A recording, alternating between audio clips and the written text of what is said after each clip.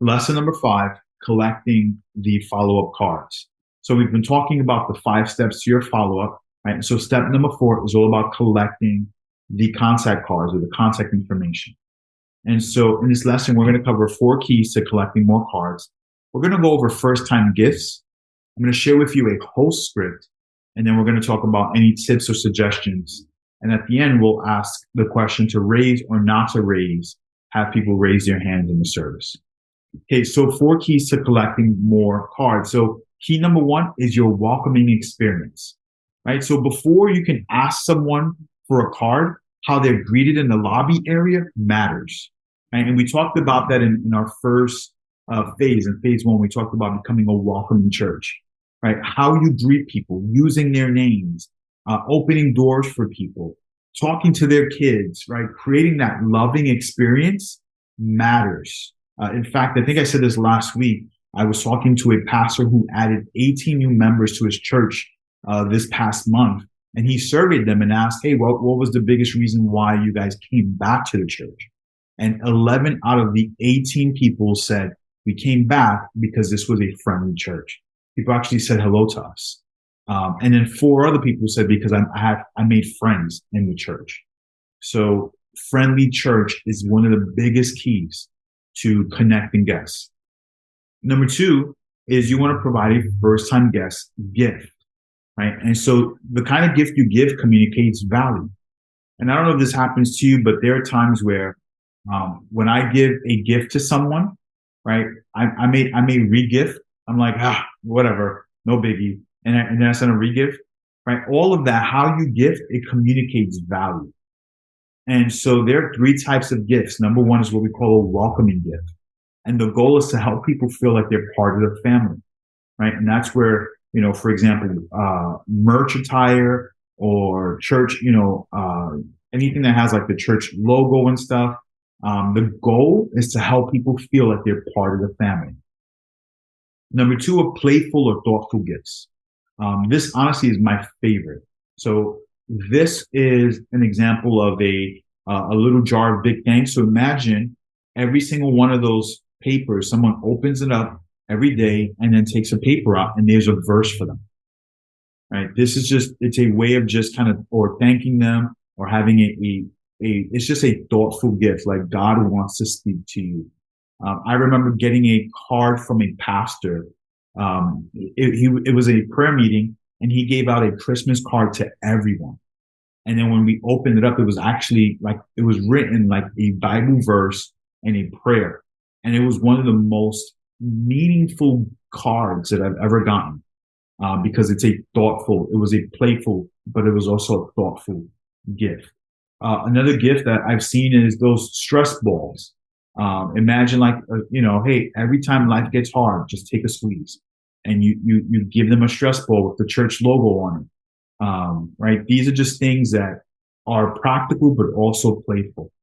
And then the last type of gift is what we call spiritual gifts. And the goal is to create spiritual awareness or to increase people's spiritual awareness. And so I've seen people give out journals.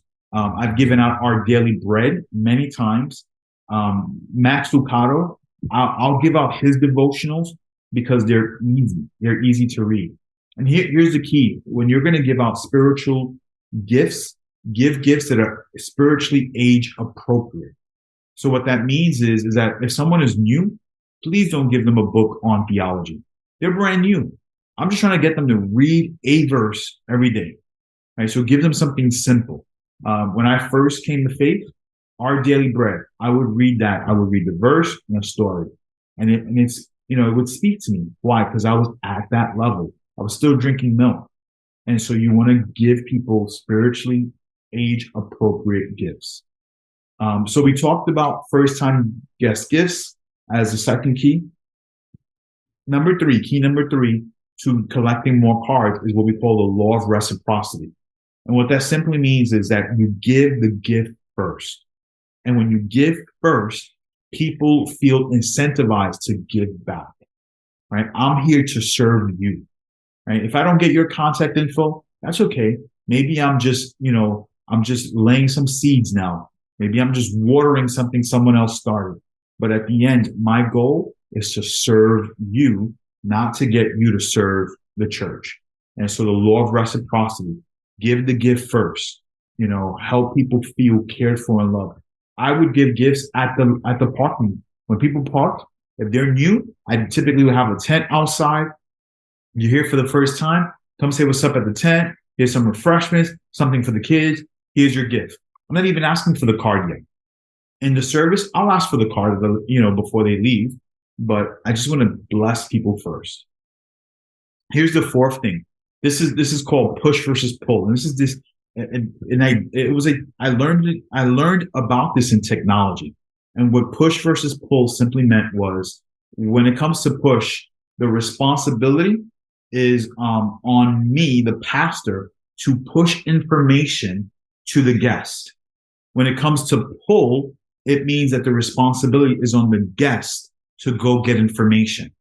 What I learned is that when I used to have my follow-up information or my gifts after the service, go to the back, go get your gift, I would not get a lot of people to go back there because the onus of developing the relationship was really on me, not on them.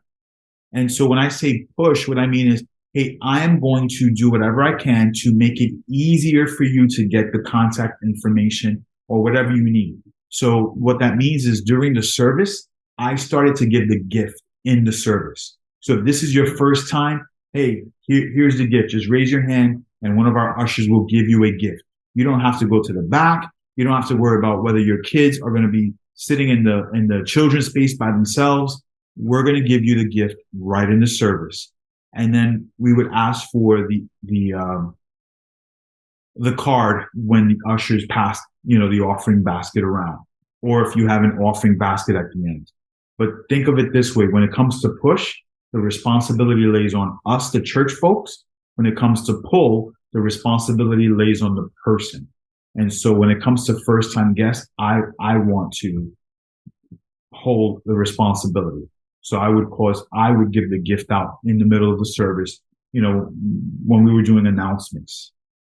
A couple of ways to collect cards. Again, guests can stop at a welcome tent during the service, during the announcements, during the service, at an altar call, or after the service. All right. And you can do it.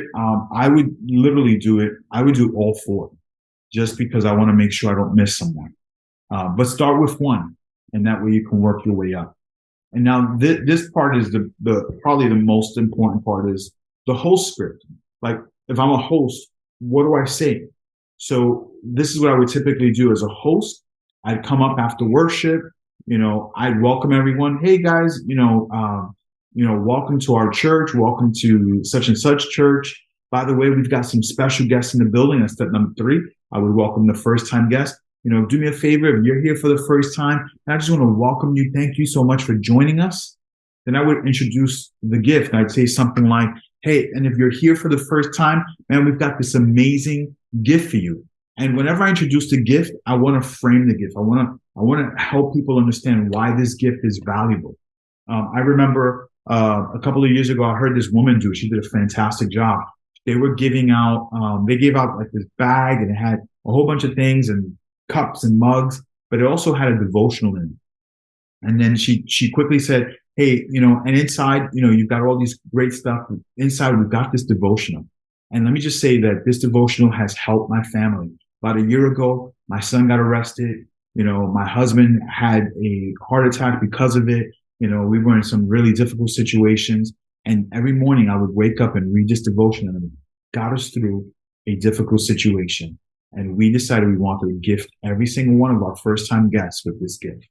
Right? All of a sudden, that book went from, wow, that's a nice book to, holy cow, that is one of the most, I need that book because of how you frame the gift.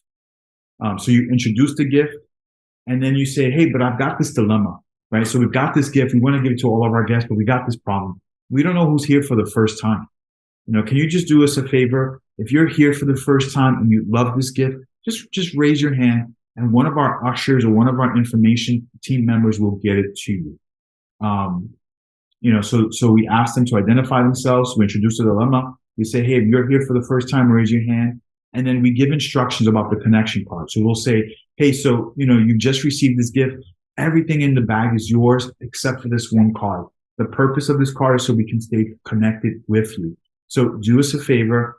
The ushers are going to pass by, right? You got to give them instructions and you got to be clear on what we want them to do with the card. Fill it out in a moment. Our ushers are going to come by to collect an offering. You just got to drop it in the basket and we'll be able to connect with you. Right. So this is kind of like an outline. Obviously, I'm explaining it, but you can do this in about 3 to 4 minutes. And it's worth taking the time. Final tips, right? When people are coming in, especially if they're driving, ask your first time guests to turn on hazards. They turn on your hazards. If you've got a parking lot team, you can automatically begin to identify them as they're walking in. If you have a pop-up tent, set one up outside, especially when the weather is nice. Big sign that says, if you're here for the first time, come visit us, or guests come here, something like that. Have signs that call out guests throughout the building. Hey, this is your first time, come here. And then give seasonal gifts, right? One of the things we used to do is we used to give out hot chocolate. But then when the spring came, it didn't make any sense because nobody was drinking hot chocolate. So give out seasonal gifts.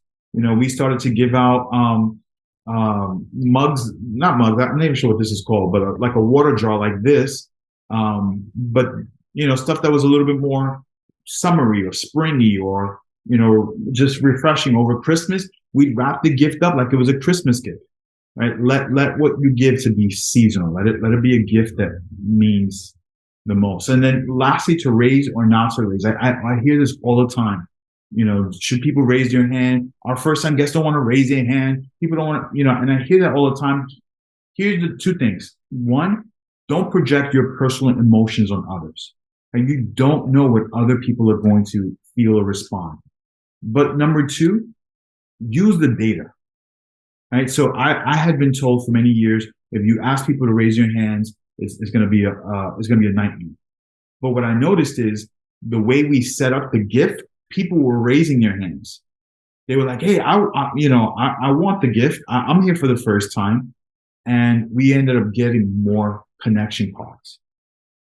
So make a decision based on data, right? Try something for a month, see how it goes. If it doesn't fit your church personality, then move on to another thing. It doesn't have to be perfect. Okay.